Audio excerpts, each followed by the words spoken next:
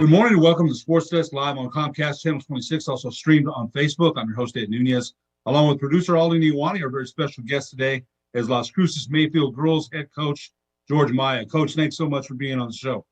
Oh, thanks, Ed, for having me. You know, Coach, you sent your resume and you've been at it at Mayfield for now 38 years. Is that right? For actually 29 years at Mayfield and 38 overall. Is that right? Yes. Well, actually 36 because I was with the boys for 2 years. I mean, for 10 years. So I was with the boys for 36 out of those 38 years. And I'll tell you what, an incredible resume here. You know, the accolades, we'll get to some of them here in a minute. But, this year's version of your Mayfield Trojans are 10-5 on the way to play Centennial tonight. Tell us a little bit about, before we get into to your other coaching career and how you started. You know, you only won 2 games in your inaugural season. And right. a lot of people don't understand the ups and downs of coaching, and you've had some absolutely outstanding moments, some middle of the road moments, and some low moments. That's the way it goes in coaching. But right. Tell us a little bit about this year's version of the Las Cruces Mayfield Trojans, who are currently 10-5 right now. Well, our girls, it's a really good group. They're very close. They're very hard workers. They're dedicated and committed. We had a really good summer. We're just not playing like we were in the summer. And I don't know, of course, it's got to be the coaching, right? But we're up and down. We play well at nights, and other nights we don't play as good. But what I've noticed is defensively, we're getting a little bit better. And I think as far as the girls getting along with each other and helping each other out has really improved also. So that's hopefully will carry us from here on out. Winners of 6 of your last 7. Good win against Cleveland. Included in that those wins that you had. And again, Coach, and a lot of people forget this, we're going through COVID lockdowns, COVID testing. It's affected for sure your team. Everybody's team has been affected. Talk a little bit about the effect that it's had on the Mayfield Trojans, how you've had to prepare differently. Maybe you've had a player out here or there. Talk a little bit about the effect on the Mayfield Trojans girls.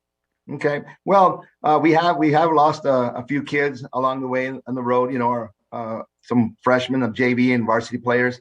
But, our program, we pretty much all of us do the same thing. So, we have to move people up. We kind of move them up and down and just to get them some playing time. And but it's been really hard. But the most important thing is just being around the kids. I think that was really important for us to see the kids and the kids to see us. That makes a whole difference just by us being together and asking questions as far as what's going on. When we were not seeing each other, we were just seeing each other in Zoom. There was no interaction as far as the kids just being kids and the coaches being around for any type of problems that they might have or anything that they want to be helped at. So it's helped us out, and it's kind of bad, but a lot of good things. You got to make good things out of things that you can't control, and you just got to keep moving and try to help out the kids as much as you possibly can. You know what? I think you're absolutely right as far as the human touch.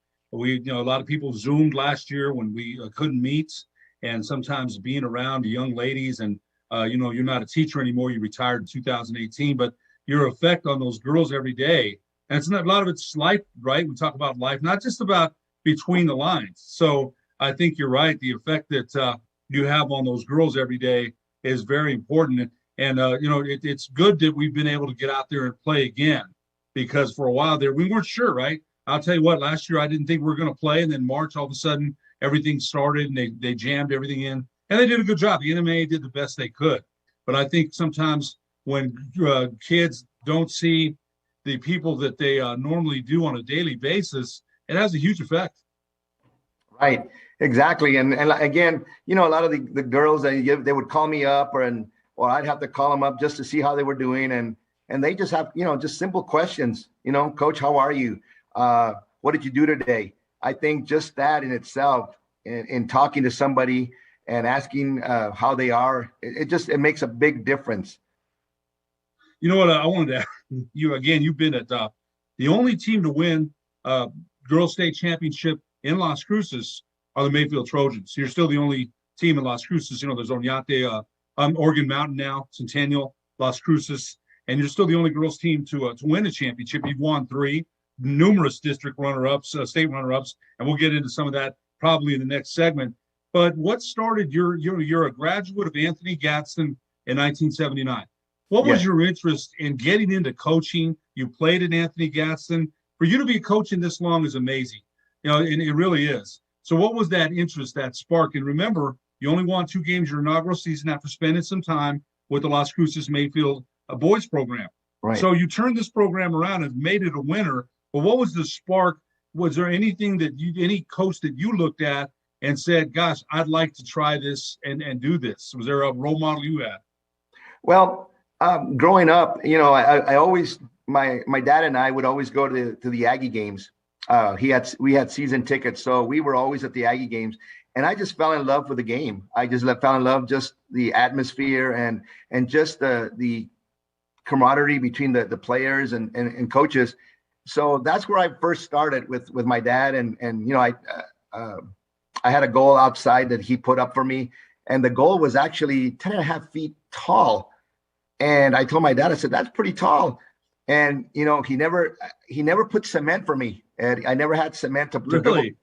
It was dirt. And, when you play around the basket, that becomes a hole after a while. So that hole was no longer 10 and a half feet. It was maybe about 11 and a half feet. So I'm shooting up at the sky. And, one thing that I do remember him saying is that, well, your shot was pretty, what do you call it? No arc on it. Right, so I flat, thought arc, so I thought I'd put the goal a little bit higher so you can work on your arch on that. And I said, okay, I got that on the goal. But what about the dirt part? What does that signify? Well, it's been helping you on your ball handling.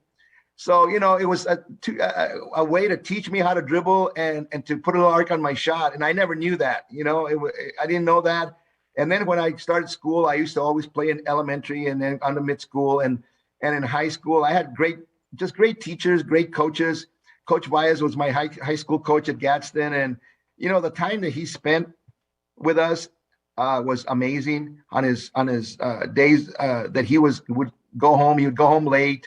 He'd have to give us a ride because, I live in San Miguel and we had to go all the way to Gadsden, so he'd give us a ride. And I mean, just the time that he spent with us was amazing. And it just made us better students, better people on how much time he spent with us. And we appreciated that. And, basketball kept me away from a lot of things, kept me away from drugs, alcohol, and everything else that, growing up, you do really dumb things. And I'm just like everybody else. I'm just a normal kid that grew up and at home and got in trouble quite a bit. But with my coaches, my teachers, so I decided that I wanted to be involved with kids.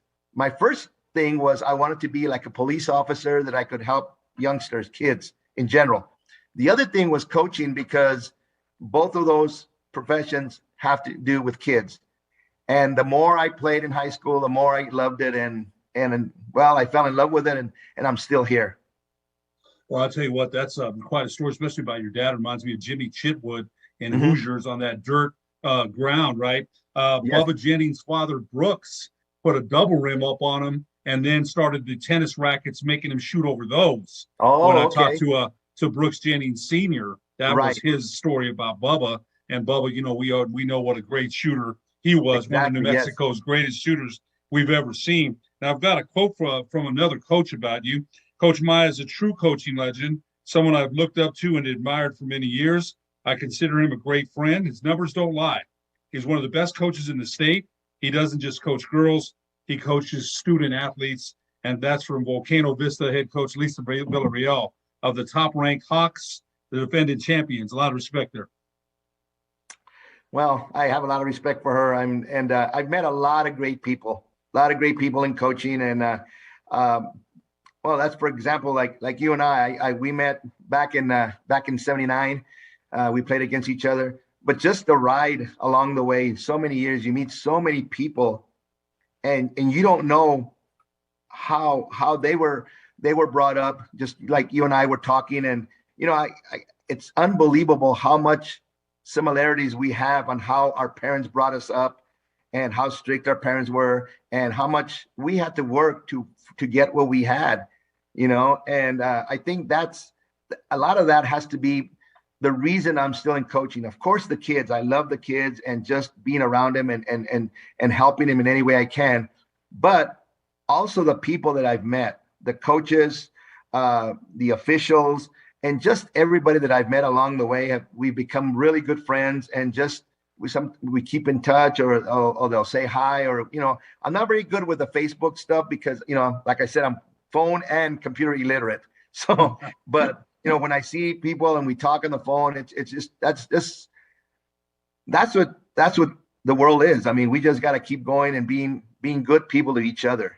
Yeah, I think one of the things we talked about was, you said that about your parents. They were very hardworking and humble people, and I think they taught you that.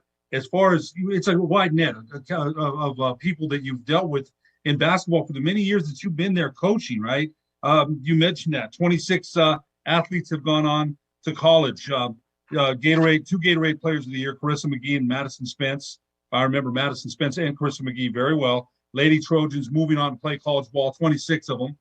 State champions in 2007 or 2004, 2007, and 2011. State tournament championship game appearances, 99, 2004, 2005, 2006, 7, 11, 13, and 14. So a resume like that, you're going to meet people that are, again, you're going to touch so many lives. And again, it's more than just basketball, right? We talked about that. It's life. Just like your coaches, you mentioned Coach Lias to you about when he coached you at Anthony Gadsden. Right. I also played at St. Pius before I went to Highland, and I played for Bill Duffy, Lincoln Galassini, Wally Sanchez, Glenn Lucero at Highland, Tom Hogue, coached with Ray Rodriguez and Larry King at Highland. So, and then I officiated for 22 years. So it's a wide net, man. And I think the overall thing that you and I talked about when we talked on the phone is we're lucky to be involved with this thing we love so much called basketball. Exactly. You're still living the dream here. And, again, you've got your Trojans playing some good ball. They play Centennial. You're going to Centennial tonight, right? Yes. What do you expect from that game, the matchup against? And it's always a good one. Those crowds, you got Centennial, you got Oregon Mountain, Las Cruces. What do you expect briefly? But then we'll go to a break. But what do you expect tonight against Centennial? Well, they're a very good ball club. They're very well coached, and they play so hard. And it's always nice to see the city teams play against each other. They play so hard against each other. It's you don't have to really say anything to fire them up because they know each other because they play against each other in AAU or they went to mid school together. And I expect it to be a great game, and hopefully we can play well and stay up with them.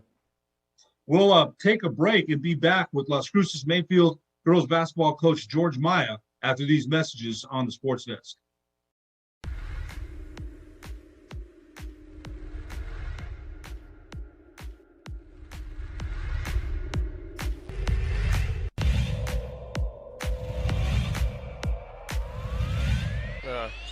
Let's see if they can handle it. Look at this. Noche inside, a strong take. It seems like he read the scouting report tonight.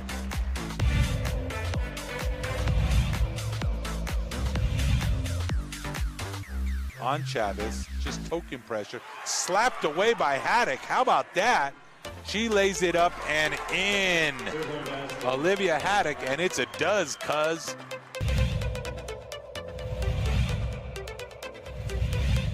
It's about what you do for people. That's turnover. They're trying to get it inside to Manzanares. Santa Fe outrunning again.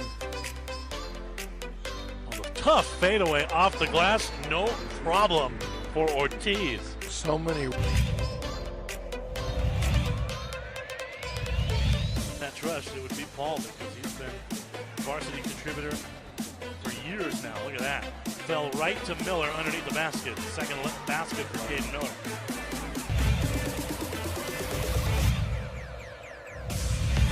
He said they all try their hardest. They all want to win. What a beautiful bucket by Ortiz to match the game. It's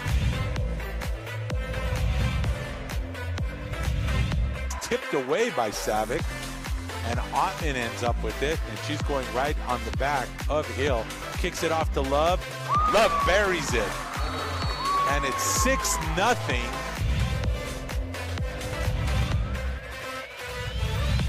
mediocre basketball, according to their coach McMillan. There's a three at the top of the key. Yes, but it's good for Rodriguez.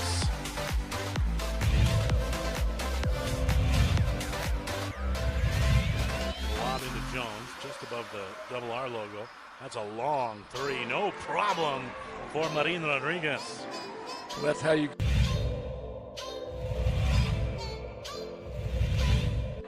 Husky's able to break the pressure, then dribble into a trap.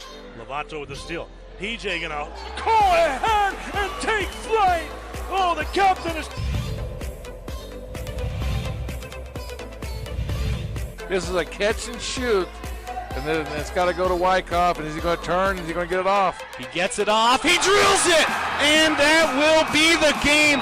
Hope Christian win this one 50-49. Holy cow. Jet Wyckoff comes in bigly.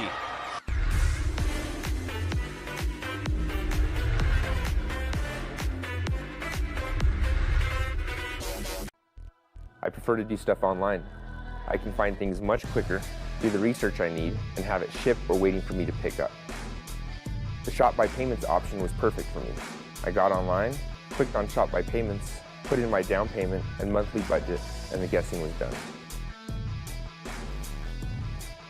From laptop, I was able to nail down the bike I wanted, add a few customizations, and get an estimate on my trade-in.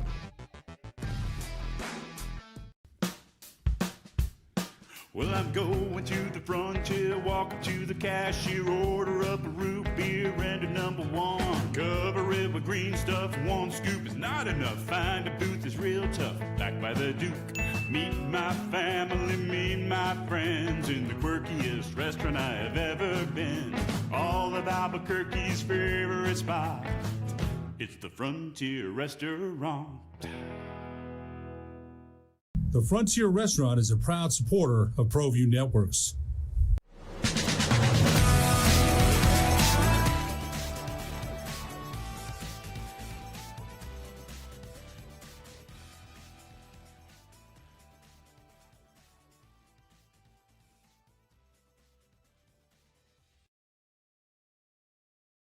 Welcome back to the Sports Desk, live on Comcast Channel 26, also streamed on Facebook. Our very special guest today is Las Cruces Mayfield head coach, girls head coach, George Maya. And coach, you were kind enough to send some pictures. Man, what a you've spotted, man. So our producer Alden Niawani will show them for us, and you can tell us what we're looking at here. Hopefully, you can see them too. Okay. But in the meantime, while we're looking, there's a picture of you coaching, and we'll just let the pictures go. And I've got one more quote for you here, from another head coach. He's the godfather of basketball in Las Cruces. His longevity and consistency is something I've always admired and wanted for my program. With all that said, he's an even better person, just a class act. Las Cruces head coach Will Benjamin, top-ranked Bulldogs. That's from Coach Benjamin. And somebody I love Will. I love Will because Will and I argue all the time. I'm a Lobo. He's an Aggie. Right. When the Aggies beat the Lobos, he'll send me a little Aggie meme. But I love Will, man, and he's got a lot of respect for you. Yeah, well, the feeling's mutual. Just a great person. We've been close. We've been really good friends, and anytime he has so many accomplishments, I just feel great for him. I'm so proud of him, and just a great person. Not only a great coach, but a great person. I love him to death. And he, when I ask him for some help, he always does. He's always there. He's always been there for me. Awesome guy. And of course, his son Deuce, one of the, might be a Gatorade Player of the Year candidate. I'm sure he's at the top right there, and they're playing very well. But going back to your record, these great pictures here, you've got 500 victories. Your record overall is 537 and 182 through 110-22. 500 victories, Coach. I had Terry Darnell on last week, who just got his 400th, and all due respect to that 400 club. You've got 500. Talk to us a little bit about that, what getting 400 victories, 500, 100. Remember, your first season, you only win 2. Talk a little bit about the staying power to even win 100. Well, I've just been blessed with great kids. I've been blessed with great coaches, and I've been blessed with great parents. And, the number of wins, I've just been at it very long, and again, I wouldn't have never done it without those kids. And those kids have just been, they believe in what we're trying to do. They bought in. They're all in. The parents have bought in. Our administration, I've been blessed with great administration. Even to right now, to this date, they're so supportive. And it makes it easy to want to keep going and coaching and being here when your administration, your assistant coaches, the kids, the parents, they show just by saying thank you, and they appreciate what you do. With that, it just goes a long way. It means a lot more than a paycheck. And again, I've been truly blessed to have these kids. Got some great pictures here, of your celebrations at Mayfield. And, when you retired, I want to ask you this: when you retired teaching in 2018, was there any thought of you stepping away from the bench, or you just said, hey, I'm going to keep going as long as they want me? Well, there's, the road's been kind of bumpy at times too. In 2011, I lost my dad 3 days after we won state in 2011. And that was really, that was devastating for me. I never knew that I would actually lose a mom or a dad. That's how not very smart I was or am. I never thought the day would come to that. And when that happened, it took a lot out of me. And but my mom had been so supportive and telling me that's not what your dad would have wanted you to do. I also got sick about 3 years later, or 4 years later, because I suffer from anxiety, panic disorder. And I got really bad in 2017, I think, if I'm not mistaken, 2016, 17. And I lost so much weight, and I was really bad. And I went to the doctor, and I asked the doctor, do I need to get out from coaching? And, the thing that got me, he said, this is something that you love to do. And if you get out of it right now and something happens to you, you will not have been doing what you love. So right now, let me take care of this. We're going to get through it. And I said, what if something happens to me? I want to see my family. I want to see my grandkids grow. And he says, well, we're going to get through this. So just hang in there. And I got through it, and my family was very supportive. So I'm still here. And sometimes it becomes harder, but I just love it. I love it. And I can't let go. I can't say when exactly the day I'll get out. I can't say it'll be 1 more year. I can't say it'll be 2. I don't know, because the good Lord has blessed me. I'm healthy, and I feel good, and I'm excited to come to work every day. So I really don't know exactly when that day might come. I don't think anybody's even thinking about that, right? I mean, I think the same thing is, I know when you said that to your doctor, basketball is like life to you. It really is, right, like it is to me, right? I mean, right. I've got to be involved somehow. I just have to be. And I'm lucky that I've been, able to be in positions where I am and affect young people, not just in basketball. And I'll say that about you, like I've said that to every other coach. You've influenced them in ways outside of basketball. You taught for many, many years, and you dealt with students that had nothing to do with the game, nothing. Right. And they saw you as an educator. They saw you as an example. They saw you as a role model. So it's kind of tough I'm glad you stayed with it. I'm very glad you stayed with it, because that's what you do, man. What were you going to do? Go home and, stay on the couch? There's no way that would have worked. You got to be around and doing what you do.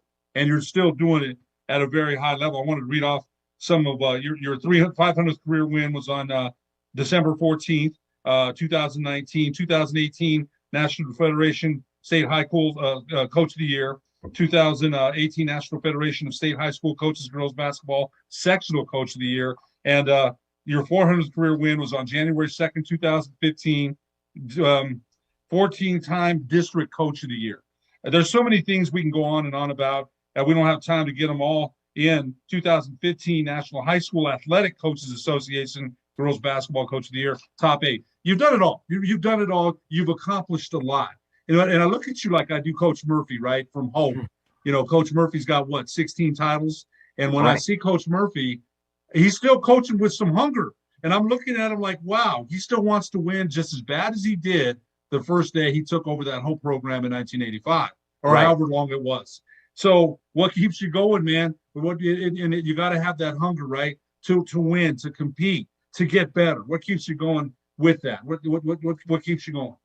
Well, what keeps me going is my faith. I have I've been so close to the church since I was little, and it just keeps me going, keeps me young. And then when I come here to basketball with my girls, those kids just keep me going. And then I leave practice, I go home, and then I see my grandkids, and that just gives me another boost of energy, So it's just my family, my faith, and the kids. It just a combination of a lot of things that just keep me going.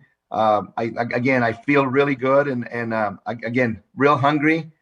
Still to continue to compete. I'm real competitive. So that's kept me going quite a bit. I actually officiated your 2004 championship against Clovis.